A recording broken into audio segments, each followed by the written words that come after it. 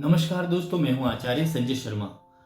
22 अप्रैल 2023 को गुरु का महापरिवर्तन होने जा रहा है, जो हमारे जीवन पर क्या प्रभाव लाएगा। पहले गुरु शब्द का अर्थ समझ लेते हैं। गु जमा रू, जो हमें अंधकार से प्रकाश की ओर ले आए, इट्स कॉल्ड ए गुरु। तो गुरु जो शब्द बना है, गु जमा रू से बना है, जो द्विवचन शब्द है और हिंदी में ये पुल्लिंग शब्द में ही आएगा। और गुरु जो शब्द है वो द्विवचन होने के कारण से हमारे जीवन के ऊपर इसका काफी बड़ा प्रभाव पड़ता है। गुरु देव गुरु जो हैं बृहस्पति देव हैं, और जो हमारे जीवन में बड़ा महत्व रखते हैं। और गुरु जिसका खराब हो जाए, उसके जीवन में अन्न जल धन की कमी हो जाती है। गुरु का अच्छा होना बहुत ही जरूरी है। किसी का गुरु अगर नीच का होकर के पैदा व्यक्ति होता है, तो पिछले जन्मों में ऐसे व्यक्ति ने दान नहीं किया होता। जो व्यक्ति दान करता है, उसके जीवन में धन की प्राप्ति जरूर होती है। राजा वही होता है जो देवा होता है। जो लेवा होता है वो राजा कभी भी नहीं बन सकता। देने वाले को ही राजा कहते हैं। तो गुरु का जो महापरिवर्तन होने जा रहा है, वो जीवन के लिए बड़ा भारी महत्वकारी है। उससे पहले छोटी सी एक दो बातें आपको बता देता हूँ। गुरुवार को जो स्त्रियां घर पर सर्द होती हैं, उनके जीवन में दरिद्रता वास करती है। इसके अलावा गुरुवार के दिन जो कपड़े धोती हैं, उनके जीवन में भी धन का नाश हो जाता है। आपको छोटा सा दृष्टांत बता देता हूँ। एक राजा थे, और उन राजा के यहाँ पर उनकी स्त्री और उनकी काम वाली गुरुवार के दिन ही सर और धोती थी और वस्त्र भी धोती थी। और घर के अंदर जब राजा कोई पैसा देता था, तो उस वक्त उस धन को ना संभाल के और मुंह बना करके और पैसे को मुचोड़ के रख देती थी। जिस कारण से कुछ समय बाद में गुरु देव उनसे नाराज हो गए, और नाराज होने के कारण उनके जीवन के अंदर महादरिद्रता आ गई और धन की कमी हो गई। और राजा को जो राज्य से राजस्व आता था, वो भी मिलना बंद हो गया, और राज्य में विपत्ति आना शुरू हो गई। राजा दरिद्र हो गया। एक बार भगवान उसके घर पर आए, भगवान विष्णु गुरु का रूप धारण करके, और उससे कहा कि भाई कुछ दान पुण्य करो। तो रानी बोली कि भाई हमारे जीवन के अंदर हम दान करते करते गरीब हो गए हैं।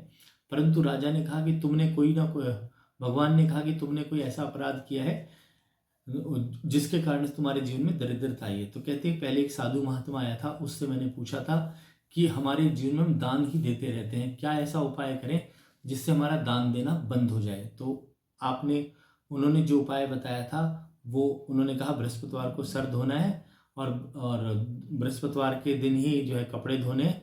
तो इस प्रकार का वचन उन्होंने दिया, कहा। उसके बाद से मैं ऐसा करने लगी और मेरे जीवन में दरिद्रता आ गई। तो जब दरिद्रता घर के अंदर आ गई, तो उसके पश्चात राजा भी किसी दूसरे राज्य में जाकर कार्य करने लगा। और उनकी जो काम वाली दासी थी, वो और उनकी पत्नी घर पर रही। 7 दिन तक उनको खाना पीना अन्न जल नहीं मिला, क्योंकि उपवास हो गया। तो उसने कहा कि मेरी बहन के घर जाओ और वहां जाकर के कहो कि हमारे पास खाने को कुछ नहीं है। उस वक्त उनकी बहन बृहस्पति देव की पूजा कर रही थी, गुरु की पूजा कर रही थी। और गुरु की पूजा करने के पश्चात जब उसने देखा कि मेरी बहन की दासी आई है, तो वो पूजा से उठी नहीं और उसके घर वापस आई, और वापस आकर के कहा कि भाई तुम्हारे जीवन में जो दरिद्रता आई है, तुम गुरु का व्रत करो, गुरु का फास्ट करो, जिससे कि आपके जीवन में दरिद्रता नष्ट हो जाए। कहने लगी कि बहन मेरे घर पे खाने को कुछ भी नहीं है। कह रही अंदर जाके देखो कि कोई ना कोई अन्न जरूर होगा, क्योंकि आपने 7 दिन से भोजन नहीं किया है। तो घड़े में जाकर के देखा, तो घड़े के अंदर गेहूं रखे हुए थे, और उनको उबाल करके उन्होंने ग्रहण किया और पीला भोजन किया। उसी वक्त भगवान बृहस्पति ने देखा कि इनका व्रत हो गया है और ये बड़े दुखी हो गए। बृहस्पति देव ने क्योंकि पीला भोजन उनको प्राप्त नहीं हो रहा था, भगवान ने अपनी माया से पीला भोजन ला करके उनको दिया, और उस भोजन को ग्रहण करके और राजा का परिवार सुखी हुआ। और इस कारणवश इस जन्म में और अगले जन्मों तक सुख भोगकर आनंद लोक को, वैकुंठ धाम को चला गया। तो ये जो स्टोरी है, ये आप देखें बृहस्पति देव की स्टोरी है। और इस बृहस्पति देव की स्टोरी को पढ़ने से व्यक्ति के जीवन में आनंद और वैभव की प्राप्ति होती है। अब हम बात करें गुरु के महापरिवर्तन के बारे में।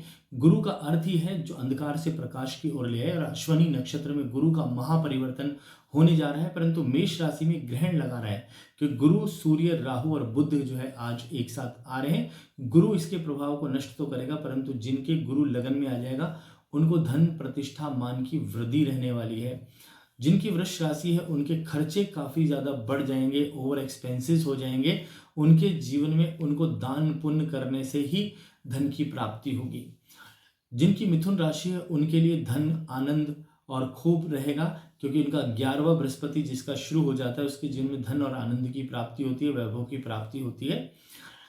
कर्क राशि वालों के लिए जो है कर्म भाव में आ जाएगा गुरु, और कर्म भाव में जो है थोड़ा सा ग्रहण लगाएगा। तो जिनके कार्य, जो भी आप कार्य कर रहे हैं उसको डेडिकेशन से करें, क्योंकि कार्य क्षेत्र में बाधा आ सकती है। जिनकी कर्क राशि है, सिंह राशि वालों का भाग्य उदय होने वाला है, परंतु थोड़ी थोड़ी रुकावट रहेगी क्योंकि ग्रहण योग चलेगा 5 अक्टूबर तक। 5 अक्टूबर के बाद आपके जीवन में काफी अच्छा रहेगा। कन्या राशि वालों के लिए थोड़ा स्वास्थ्य की हानि रह सकती है, पेट, डाइजेशन की प्रॉब्लम हो सकती है, परंतु ओवरऑल धन के हिसाब से काफी बढ़िया रहेगा। तुला राशि वालों को वैवाहिक सुख में शांति रखने की जरूरत पड़ेगी।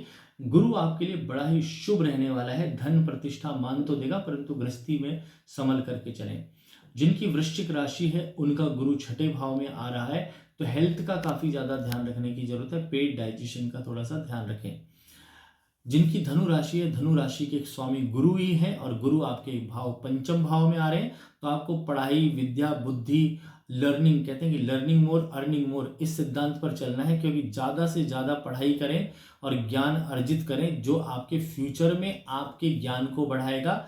ज्ञान की वृद्धि होगी तो धन की वृद्धि होगी, धन की वृद्धि होगी तो आप जीवन में वैभव, ऐश्वर्य सब कुछ हासिल कर सकते हैं। अब बात कर लेते हैं मकर राशि की। मकर राशि वालों को अपनी माता जी का, बड़े बुजुर्गों का, परिवार के बड़ों का ध्यान रखना चाहिए और उनकी सेवा करनी चाहिए, क्योंकि बुजुर्गों के, परिवार के बुजुर्गों के लिए, माता पिता के लिए थोड़ा सा गुरु हानिकारक हो सकता है।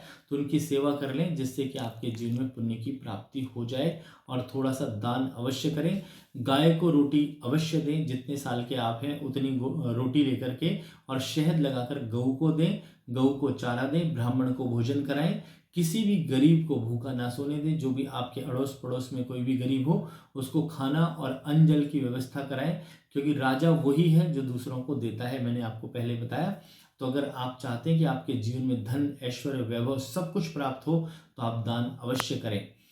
अब बात कर लेते हैं कुंभ राशि की। कुंभ राशि वालों को अपने भाइयों, मित्रों, दोस्तों के साथ अच्छे संबंध जोड़ करके रखना चाहिए, और मित्रों, दोस्तों के साथ अगर आप बना के रखेंगे तो आपको काफी लाभ रहेगा, क्योंकि शनि की तीसरी दृष्टि भी पड़ रही है, वो नीच दृष्टि है और गुरु वहां पर विराजमान है। अगर भाइयों से विरोध होगा तो आपको धन की काफी बड़ी हानि हो सकती है, पारिवारिक कलह से बचना चाहिए।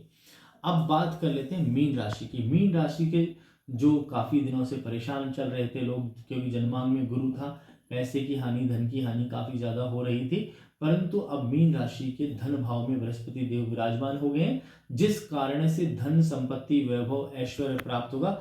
पर कुटुंब के लोगों से विरोध हो सकता है, परिवार और कुटुंब के लोगों से बिना बात के विरोध होने की संभावना है। सबके साथ बना करके रखें, इस सिद्धांत पर चलें, किसी से कोई भी बात ना बिगाड़ें। और जिनकी राशि में गुरु खराब है, नीच का बृहस्पति है, उनको खास तौर से इस वर्ष जो है आपको बृहस्पति का फास्ट रखना चाहिए, पीला भोजन करना चाहिए, भगवान विष्णु की पूजा करनी चाहिए, विष्णु सहस्त्र नाम का पाठ करना चाहिए, या श्री कृष्ण भगवान का पाठ करना चाहिए। ओम नमो भगवते वासुदेवाय मंत्र का जाप करें, या हरे रामा हरे कृष्णा कृष्णा कृष्णा हरे हरे, इस मंत्र का जाप कर सकते हैं। और भगवान विष्णु का मंत्र है शांताकारं भुजगशयनं पद्मनाभं सुरेशं विश्वाधारं गगनदर्शनं मेघवर्णं शुभांगं लक्ष्मीकांतं कमलनयनं योग विद्या निगम्यं वंदे भव विष्णुं सर्वलोकैकनाथकं, इस मंत्र का भी आप पाठ कर सकते हैं। जितना भगवान विष्णु की पूजा करेंगे, इस साल के राजा और मंत्री बुध और शुक्र हैं, परंतु मेष राशि, पहली राशि कालपुरुष की जो राशि मेष है, और उस बिंदु के हिसाब से अगर देखें, पहले ही नक्षत्र अश्विनी नक्षत्र के अंदर जो है गुरु आ गए हैं केतु के नक्षत्र में, और मेष राशि में काल पुरुष के सर के ऊपर बृहस्पति विराजमान है। तो विद्या बुद्धि का जो लोग सही प्रयोग करेंगे उनको गुरु अच्छा फल देंगे, और जो विद्या बुद्धि का सही प्रयोग नहीं करेंगे उनके जीवन में काफ़ी अशांति आ सकती है। तो आपका गुरु आपके जीवन में शुभ फल दे, उसके लिए आप दान करें पीली चीज़ों का, गरीबों को दान करें, अन्न का दान करें, धन का दान करें, वस्त्र का दान करें। जो भी दान आपसे हो सकता है वो करें, क्योंकि दान देने से ही जीवन बढ़ता है। राजा वही होता है जो दान करता है। नमस्कार, मैं हूं आचार्य संजय शर्मा।